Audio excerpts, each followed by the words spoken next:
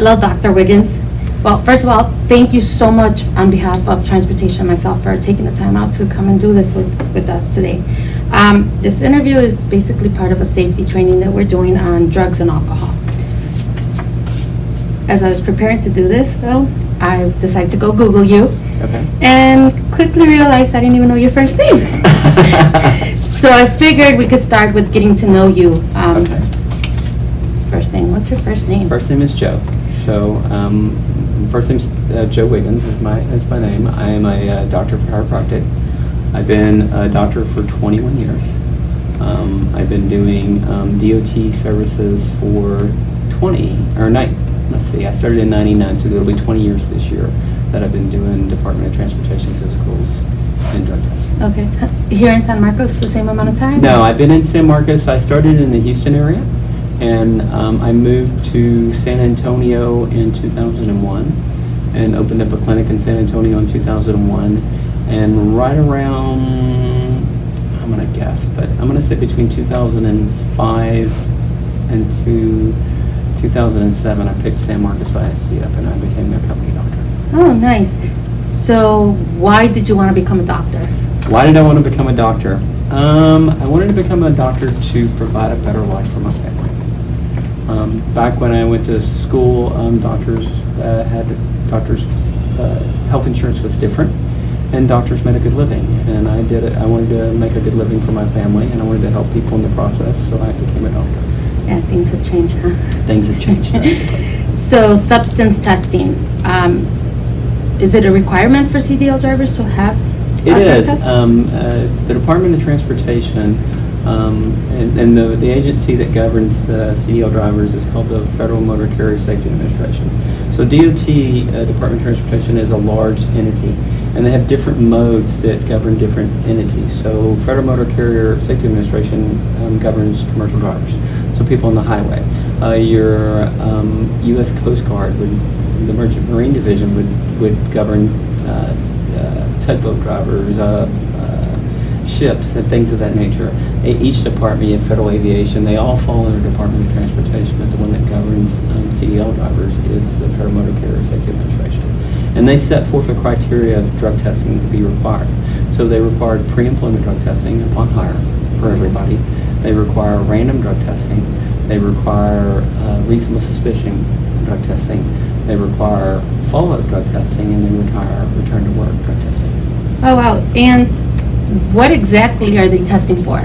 So there's 5 drugs that are tested. You've got marijuana, cocaine, PCP, amphetamines, methamphetamines, and opioids. Okay, so I recognize most of them, Okay. but the amphetamines, what exactly would fall under there? Amphetamines are your meth.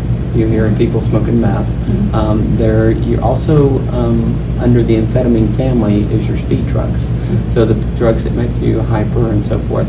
You also have prescription drugs that fall under the amphetamine family. So any of your ADD medications will fall under the amphetamine family as well. Okay. And some of your weight loss medication will as well. Which were my next question. So if we're prescribed a medicine, say for ADHD, or decide that we want to lose weight and get on something like that, what are we going to do if we come out positive? Or? So you won't actually come out positive. If you have a valid prescription that's within the date range that the prescription is valid. So usually prescriptions are only valid for a year. So the date range that the prescription is valid for, and you have a valid prescription for it, then once you do a drug test, it is reviewed by a medical review officer. I have a doctor out of, I just changed, the old one was out of Illinois. I don't know where my new one's out of. I can't think of where he's out of. But he will contact you and ask you what medication you're taking. He'll actually ask who prescribed it, what pharmacy filled it, and then he verifies that the medication was prescribed and was filled, and then he'll deem it as a negative drug test. That's good. So if we are getting some of these prescribed medicines, is there something that you recommend we should do? You know, when you're prescribed a medication, what I would recommend is that you first need to notify me that you're being prescribed this medication. So if you haven't been prescribed it before in the past, then you should notify me that you're taking the medication. Some medications not allowed to be taken. So I'll give you for example. So Xanax is an anti-smoking medication. Okay. Well, DOT frowns upon you taking Chantix because Chantix side effects include suicidal tendencies, and they don't want you to have suicidal tendency driving a school bus full of kids. So that's a frowned upon medication, and I will tell you, you can't be certified to take it. So if you're taking a medication that's a controlled substance, and most of those substances require a triplicate prescription form, any of those need to be ran by me before you get on them and start taking them. Perfect. What about over-the-counter meds? Over-the-counter meds is what I would tell you is any over-the-counter meds you need to try on the weekend. If they have a side effect of saying called drowsiness, like some antihistamines do, like Benadryl, things of that nature, then you need to try and see if you have that side effect. And then if it comes out that the side effect that you have, that you don't need to operate a vehicle, then you shouldn't be operating on it. So it's kind of a trial and error on the over-the-counter medications. Okay. There's a new hype on CBD. Okay, so CBD oil has been a thorn in my side since they did it in the state of Texas. So what it boils down to is you can take CBD oil that does not contain THC. Okay, if it contains THC is an illegal substance for a commercial driver. So if there's been no research, no studies, something like that that says, oh, this will not show up in a drug test. So there is no study that shows if I take it for a year, it won't show up. Mm-hmm. So you're gambling with your job basically with that. So if you take THC that has marijuana in it, or if you take CBD oil that has THC in it, I just had a case to where I had a coach that swears up and down that she's on CBD oil, and she tested positive marijuana, and she's going to lose her job at another district because of this. Okay, so I have a question in regards to that. I was kind of looking into it, obviously, and one of the products that doesn't contain THC, it kind of mentions that depending on where it was made, Correct. what company, so say if it was made in Colorado where it's legal, it may contain. Yeah, so here's your other thing that you have to take into consideration with CBD oil. There is no FDA standard on it. It's not like a prescription drug. So there is no quality assurance. So there's no way to guarantee that it doesn't have THC in it. It depends on the manufacturer, and some of their quality is not as good as others. So I really shy my people away from it. I know it's got a lot of health benefits, but as long as marijuana is illegal for a commercial driver, I would shoo you away from it, and I would tell you not to take it. Okay. And how is this test administered? So are we talking about the drug tests? So anything that's related to pre-employment or random drug testing. Okay. So drug testing is administered by me. We use what's called a SAMHSA certified lab. The Department of Transportation mandates that I use a SAMHSA lab. So there's only 39 SAMHSA labs in the United States. So it's a high security, high quality lab. The way that the drug test works is we use what's called a chain of custody, a form. And to do a drug test, there's actually 26 steps that take place during that drug test process. And in order to do a drug test, you have to be certified. Not anybody can do it. And just because I have a license as a doctor, I can't automatically do drug tests. I still have to go through the class and be certified to do them. I have to renew that certification every 5 years. Okay. Once the process is done, we package it up and we ship it to the lab. The lab then runs it on what's called an immunoassay test, and they screen the urine for, say, we'll do an example of marijuana. So marijuana is THC. So they screen it for every derivative of THC. If it pings positive for a THC, then the urine specimen is then confirmed. And what they use is they use a gas chromatography mass spectrum unit. And they'll actually give me an exact quantitative analysis of how much carboxyl 10 is in there. And carboxyl 10 is the only one exclusive to marijuana.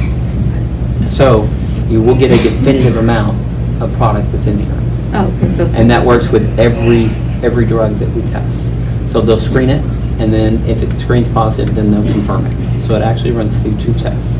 And if you test positive, so say that you came in and you tested positive for marijuana, as you know, when I do the drug screens, I collect 2 vials. Mm-hmm. Okay, one vial will be screened, the other vial is frozen. So then you have the opportunity to have that second vial tested by another laboratory if you choose to have that done. So if you test positive for marijuana and you know there's no way possible that you could be positive for marijuana, then you have the option to have that second specimen tested through the medical review officer. Oh, wow. Is that like a 10-panel test? No, it's a Is it- 5-panel drug test. All Okay. Department of Transportation, Federal Motor Carrier are 5-panel drug tests. They include only the 5 drugs that I talked about earlier. So what if I refuse to take the test? You refuse to take the test, it's like, just pretty much like a positive test. So a refusal to take the test, and it depends on district policy, and I'm not 100% sure what your district policy is, but I think they have a zero tolerance policy.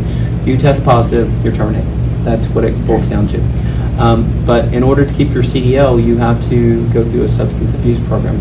So the Department of Transportation sets up a criteria for substance abuse. So if you test positive for a drug test, so say you tested positive for marijuana, then you have to go seek out a substance abuse counselor, which is a licensed counselor. They have to evaluate you. You have to go through a class on drug abuse, and it's out of pocket. It's roughly about $1,000 for Oh, the wow. driver. Then the substance abuse professional will set up what they call a follow-up program for you. And that's a criteria of how many times you have to be randomly drug tested for your For you positive to- test, for you to continue to use your CDL. And then the next employer that you have has to agree to put that program in place and monitor it. So a lot of follow-up programs are 5-year. Oh, wow. So they test them once a month for the first year, every other month the second year, once a quarter the third year, twice a year the fourth year, and once a year the fifth year. So that's the typical SAP follow-up program. Yeah, well, that's a good It's a program. criteria, yes. Well, having a CDL and driving definitely requires that kind of program. So are my tests confidential? Tests are confidential, so results are basically when I do a drug test result, the only person that has your name is me and the medical review officer. So the specimen, when it goes to the lab, it goes with your employee ID number, which is your social security number. So the form I send to the lab only has your social security number, so the people at the laboratory has no idea who they're testing. Once they test your result, it is then reported to the medical review officer based on your social security number and what they call the specimen ID number, which is the number of the drug test. It's an exclusive number to that drug test. It's reported to the MRO, he reviews it, and then he reports it out to me, and then I report your drug test to the designated employee representative for the district. So is there anything else that we need to know about drug testing or? You know, anything that you need to know about drug testing. So for the drug test, what I would tell you is that it's required by the federal government. Everybody has to participate in it that has a CDL, no matter if you have one driver or 10,000 drivers. The nice things to know about the drug testing is that it's required for pre-employment. Random is required, so 25% of the population that drive with their CDL in the district has to be randomly tested for drugs every year. 10% have to be randomly tested for alcohol every year. Okay, so those are the tidbits for drug testing. Reasonable suspicion, the district at any time can test you for reasonable suspicion. So if they have any idea that they think you're under the influence of something, they can do a drug or alcohol test on you at any point in time. So those are the key factors with it. I think there's some misnomers with alcohol testing. So a lot of people say, well, I don't drink during the week because I'm liable to be tested for alcohol for the test. Normal alcohol consumption is you drink one drink and you weigh approximately 150 pounds. That one drink should dissipate out of your body within 1 hour from you drinking it. So if you drink 2 drinks a night, within 2 hours it will be. I can tell you most of the people I test positive for alcohol is not from that day consumption. It's because they drink too much the night before. So if you come in, say, let's give it a ballpark figure. So say you drink 12 beers, okay? You quit drinking at 12 o'clock at night with that 12 beers. It's going to take 12 hours from 12 o'clock for it to be out of your system. So you will still be positive at 11 o'clock the next morning, okay? And you at 7 o'clock in the morning, you will still be at the illegal limit to drive. So alcohol is a big misnomer, and you need to be careful with it. And doesn't your body and how much you weigh have something to do with Correct. how I'm much saying your body can 150, on average, 150 150 pound person. So if you're 150 pounds, it's going to dissipate a drink per hour. If you weigh 100 pounds, then it's only going to dissipate a 2/3 drink per hour. So, you know, you have to take that in consideration. Well, that's pretty much all my questions. Is there anything else you want to add, or? Not that I can think of. I mean, that's for drug and alcohol testing. That's your main gamut. Your drugs, prescription drugs you need to be careful with is pain medication, especially prescribed. Codeine is really frowned upon now to be taken because it does cause drowsiness, and on the side of the bottle it has a label that says do not operate heavy equipment, and everybody knows a bus is a piece of heavy equipment. Yeah. So you can't take that during the day and drive. And you've got to read the side effects on your drugs. So if any of your drugs say do not operate heavy equipment, may cause drowsiness, anything along those lines, that's a flag for you not to take it during the day while you're driving. And I'm assuming it'd be a good idea to talk to your doctor and let him know what you do for a living too. It'd be a great idea to talk to your doctor, but it's not an end all. A lot of the family doctors out there don't know the rules and the regulations, and they will prescribe or write off on pretty much anybody to do anything, it seems like these days. So if you have any questions, you can always contact me. I respond to email very well, so I usually respond to my emails within 48 hours. So if you have a question about drugs or anything like that, you can always contact me directly, and I will give you a yay or nay on it. Oh, that's great. Well, again, thank you so much for taking the time to do this. That was a bunch of information that I'm sure will help us a lot. Super. Thanks.